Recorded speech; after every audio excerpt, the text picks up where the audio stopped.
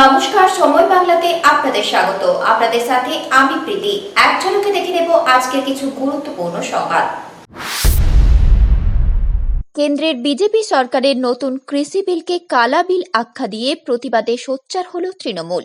মঙ্গলবার সারা রাজ্যের সাথে পশ্চিম মেদিনীপুর জেলা শহর মেদিনীপুর এলআইসি মোড়ের গান্ধী মূর্তির পাদদেশে অবস্থান বিক্ষোভ কর্মসূচি পালন করল পশ্চিম মেদিনীপুর জেলা তৃণমূল। এই দিনের কর্মসূচিতে উপস্থিত ছিলেন পশ্চিম মেদিনীপুরের সমস্ত বিধানসভার বিধায়করা, রাজ্যসভার সাংসদ ডক্টর মানস ভূঁইয়া, রাজ্যের মন্ত্রী সোমেন মহাপাত্র, তৃণমূল জেলা সভাপতি অজিত মাইতি সহ জেলার অন্যান্য নেতৃত্ব ও ব্লক নেতৃত্ব এবং কর্মী সমর্থকরা। কৃষি আমার বাপ, কৃষি আমার মা, কৃষি আমার শৈশব, কৃষি আমার কৈশোর, কৃষি আমার যৌবন, কৃষি আমার বার্ধক্যের বারাণসী।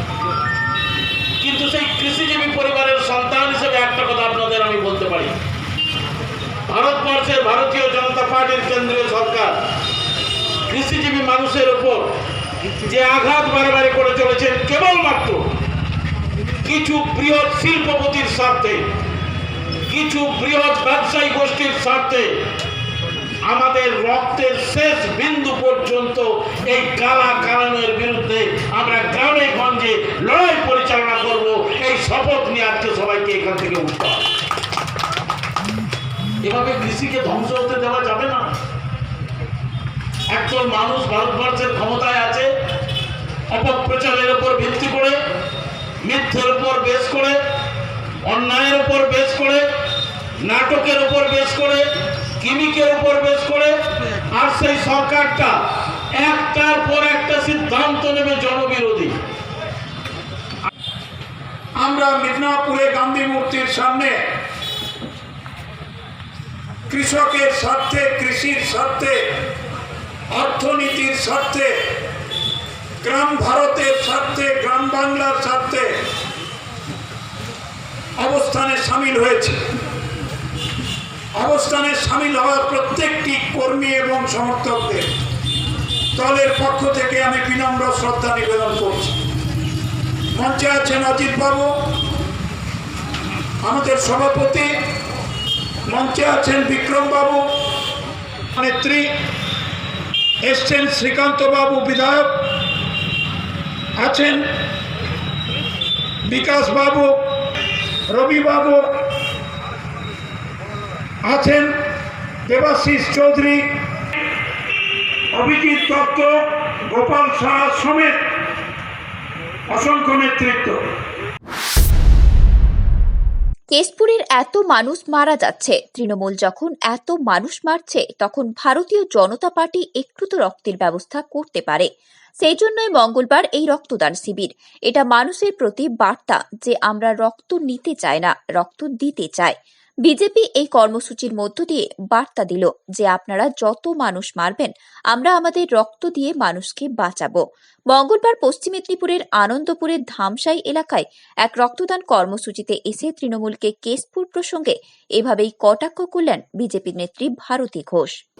বা এত গুলিগালা চলছে, বা কেশপুরে এত মানুষ মারা যাচ্ছে, আপনারা নিজেরাও জানেন যে 13 নম্বর অঞ্চলে বোমাবাজি হয়েছে, মানুষ মারা গেছে, 10 জনের উপরে ইনজিওর্ড হয়েছে, তারপরে অজস্র বারুদ, অজস্র গুলি, অজস্র বোমা রিকভারি করেছে পুলিশ। এই অবস্থায় তৃণমূল এত মানুষ যখন মারছে, তখন ভারতীয় জনতা পার্টি একটু তো রক্তের ব্যবস্থা করতেই পারে। সেই জন্যই আজকে এই রক্তদান শিবির। একদিকে বার্তা দেওয়া যে আমরা রক্ত নিতে চাই না, রক্ত দিতে চাই, যাতে অসুস্থ মানুষ সুস্থ হয়ে ওঠে, যাতে মুমূর্ষ মানুষ বেঁচে যায়। অনিন্দিতা এখানকার নেত্রী, ভারতীয় জনতা পার্টির নেত্রী, উনি আজকে রক্তদান শিবির অর্গানাইজ করেছেন এবং এখনও পর্যন্ত দেখলাম প্রায় 30 জনের ওপর অলরেডি রক্ত দিয়ে দিয়েছে। এবং এই মহৎ কাজে ভারতীয় জনতা পার্টি আজকে যে পদক্ষেপ নিল, তাতে ভারতীয় জনতা পার্টির একটা বার্তা দিল যে আপনারা যত মানুষ মারবেন, আমরা তত আমাদের রক্ত দিয়ে মানুষকে বাঁচাবো। গোপীবল্লভপুর বিধানসভার রোহিণী ও সাকরাইল মণ্ডলের বিজেপি কর্মীদের নিয়ে সাকরাইলের কেশিয়াপাতায় একটি কর্মী সভার ডাক দেওয়া হয়। সেই সভাতে তৃণমূলের 9 জন পঞ্চায়েত সদস্য, বুথ সভাপতি ও অঞ্চল সভাপতি সহ মোট 200টি পরিবার তৃণমূল ছেড়ে বিজেপি দলে যোগদান করে। সকলের হাতে দলীয় পতাকা তুলে দেন জেলা সভাপতি সুখময় শতপথী ও রাজ্য বিজেপি সহসভাপতি রাজু ব্যানার্জি। भारत माता की भारत माता की जय श्री राम जय जय श्री राम।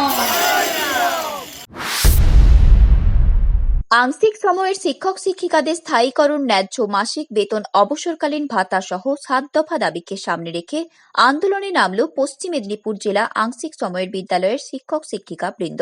মূলত 7 দফা দাবিকে সামনে রেখে শিক্ষক শিক্ষিকারা জেলা বিদ্যালয় পরিদর্শক অফিসের সামনে বিক্ষোভ দেখায়। পরে বিদ্যালয় পরিদর্শকের হাতে দাবি সম্বলিত একটি স্মারকপত্র তুলে দেন। রাজ্যের 10,000 শিক্ষক শিক্ষিকা আগামী দিনে এই দাবিতে আন্দোলনে নামতে চলেছেন বলে জানান সংগঠনের জেলার সহসভাপতি বাপ্পা বেজ। মঙ্গলবার জেলার 1,500 শিক্ষক শিক্ষিকা এই আন্দোলনে সামিল হয়েছিলেন। আজ 22শে সেপ্টেম্বর আজকে আমরা ডিআই অফিসে উপস্থিত হয়েছি আমাদের পশ্চিম মেদিনীপুর জেলার যে বিদ্যালয় আংশিক সময়ের শিক্ষক সংগঠনের পক্ষ থেকে। সেখানে আমরা upper primary to HS level পর্যন্ত প্রত্যেকটা শিক্ষকই কিন্তু এখানে আমরা উপস্থিত হয়েছি।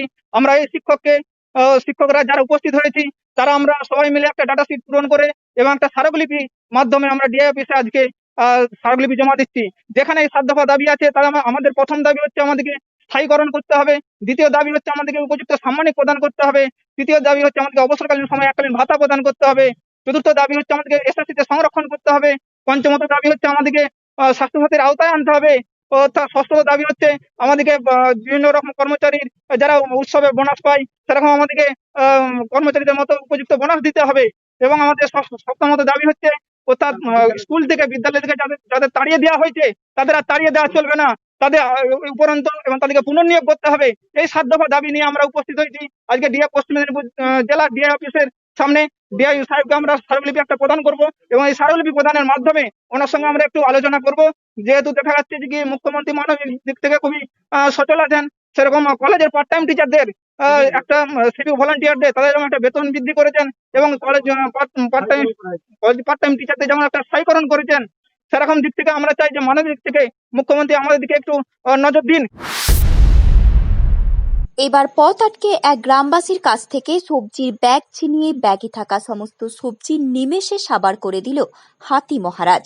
ঘটনাটি ঘটেছে মঙ্গলবার সকালে শালবনী ব্লকের তিলাখাকড়ি জঙ্গল লাগোয়া রাস্তায়।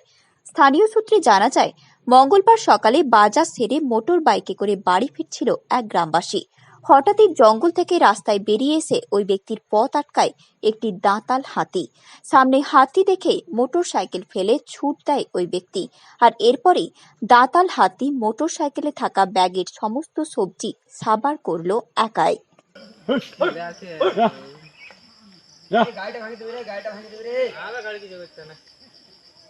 গাড়িতে পা দিলে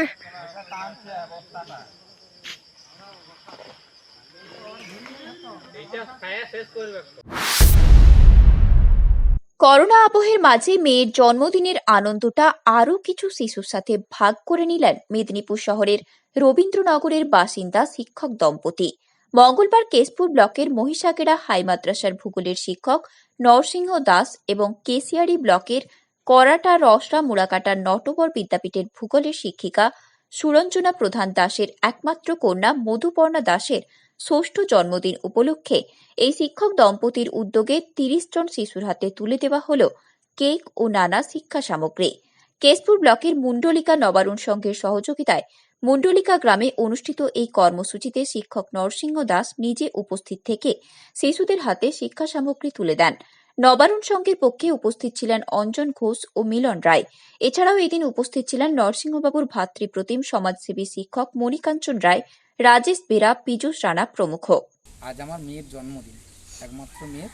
তো এই লকডাউনে জন্মদিন সেভাবে বাড়িতে পালন করতে পারছি না, আর এখন বাইরে বেরোনো খুব চাপের। সেই জন্য আমি চাইছি যে আমার যারা কিছুজন বাচ্চা আছে তাদেরকে শিক্ষা সামগ্রী, যেহেতু আমি শিক্ষক, যতটুকু পারি আর একটু কেক দিয়ে ওদেরকে একটু মুখে হাসি ফোটানোর জন্য। এই জন্য মুন্ডলিকা নবারুণ সংঘের এবং গ্রামবাসী যারা আছেন তারা যে সহযোগিতা করছেন আমাকে, তার জন্য আমি অনেক আনন্দিত। আপনাদের আশীর্বাদ আমি মাথায় পেতে নেব, আর আমার মেয়েকেও আশীর্বাদ করবেন যাতে ও আরও বড় হতে পারে। আমার সঙ্গে রয়েছে ভাই শিক্ষক মাঝিকেছিয়া স্কুলের এবং সমাজসেবী মণিকাঞ্চন রায়। পীযূষ রানা রয়েছে, ও সমাজসেবী, এবং রাজেশ রয়েছে, আর নবারুণ সংঘের পক্ষ থেকে রয়েছেন মিলন রায় মহাশয়। সংবাদ এখনকার মতো এই পর্যন্তই। চোখ রাখুন সময় বাংলার পর্দায়।